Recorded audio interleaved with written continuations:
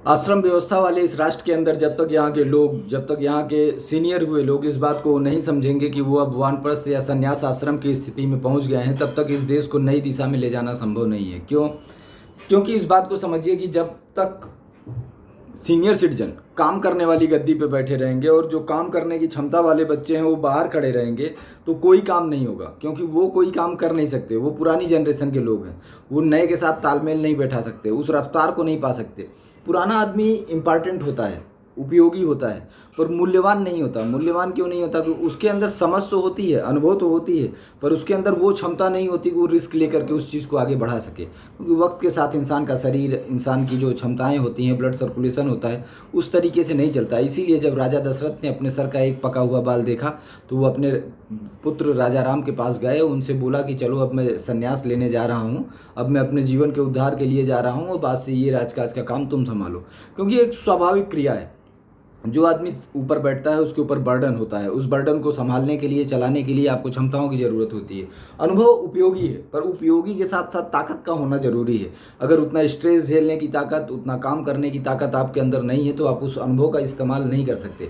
इसीलिए गुरुकुल बनाए जाते हैं, इसीलिए जो भी होता है सीनियर जूनियर संवाद बनाए जाते हैं, ताकि सीनियर अपने अनुभव को अपने जूनियरों में ट्रांसफ़र कर सकें, ताकि उनको वो 60 साल जी करके वो अनुभव प्राप्त होने की बजाय अनुभव विरासत के रूप में प्राप्त हो, और वो अपनी ताकत से उस अनुभव का इस्तेमाल करते हुए किसी राष्ट्र को, परिवार को, समाज को आगे की ओर लेकर के जाएं।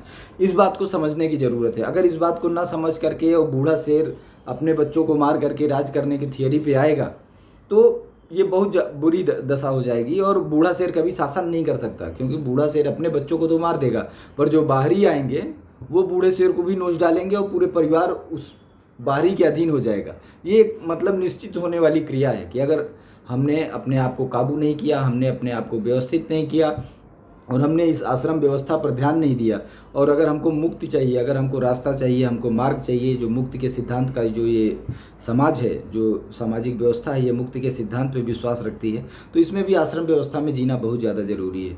ये अपने व्यक्तिगत के लिए भी ज़रूरी है, समाज के लिए भी ज़रूरी है, आने वाली पीढ़ियों के लिए भी ज़रूरी है, और उससे जो आगे का खतरा है उसके लिए भी बहुत ज़्यादा ज़रूरी है।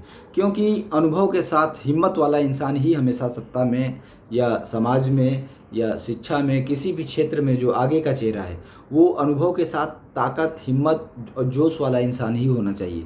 तभी वो उस चीज़ को संभाल पाएगा, नहीं तो नहीं संभाल पाएगा। वो पॉसिबल नहीं हो सकता है। कभी कभी ऐसा होता है कि अगर आचार विचार सही ना हो और बाकी की चीज़ें सही ना हो, तो ऐसा भी हो सकता है कि नया इंसान पुराने इंसान से कम उपयोगी हो। पर हम जिस समाज में जीते हैं वो सामाजिक व्यवस्थाओं के आधार पर डेवलप समाज है। अगर हम उस व्यवस्था के हिसाब से ही समाज को डेवलप करेंगे तो ये नौबत हमारे में नहीं आएगी। गोरे अंकल की सोसाइटी में ये नौबत रही है, हमेशा रहेगी भी, बाकियों के समाज में रही है, पर अपने ऊपर नहीं आएगी, ये बात फिक्स है। तो ये ज़्यादा ज़रूरी है कि हम स्वयं को स्वयं से नियंत्रित करें, अपने आचार विचार और संस्कारों से नियंत्रित करें, और इस तरीके की व्यवस्था को बनाएं ताकि कभी भी कोई विदेशी खतरा या आंतरिक खतरा हमारे ऊपर हावी ना हो और हम अपना चहुमुखी विकास करें।